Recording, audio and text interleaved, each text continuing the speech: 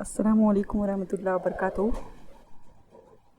آج جو موضوع میں آپ کے سامنے لے کر حاضر ہوئی ہوں وہ ہے ماہ رمضان کی فضیلت۔ جیسا کہ اب تمام کو معلوم ہے کہ روزہ اسلام کے 5 بنیادی ارکان میں سے ایک اہم رکن ہے۔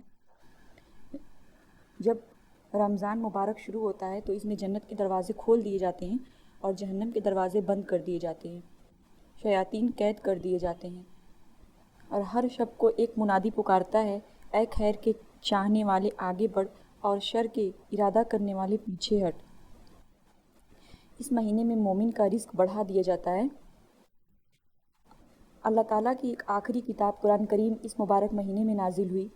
رمضان میں ایک رات لیلۃ القدر کی عبادت 1000 مہینوں کی عبادت سے افضل ہے۔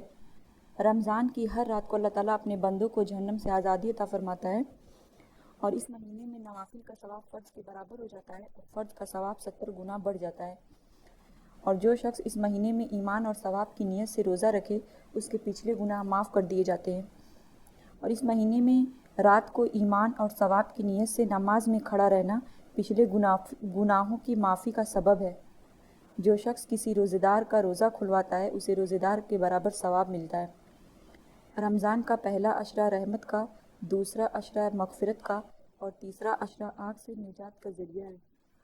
روزہ گناہوں سے بچنے کے لیے دھان ہے۔ روزہ دار کے منہ کی بو اللہ کو گوشت کی خوشبو سے زیادہ پسند ہے۔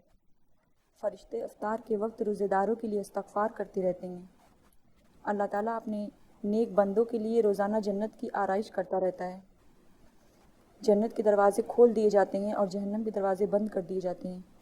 اللہ تعالیٰ اس ماہ کی آخری شب میں تمام روزہ داروں کی مغفرت فرما دیتا ہے۔ روزہ میں سحری کھانا برکت کا باعث ہے۔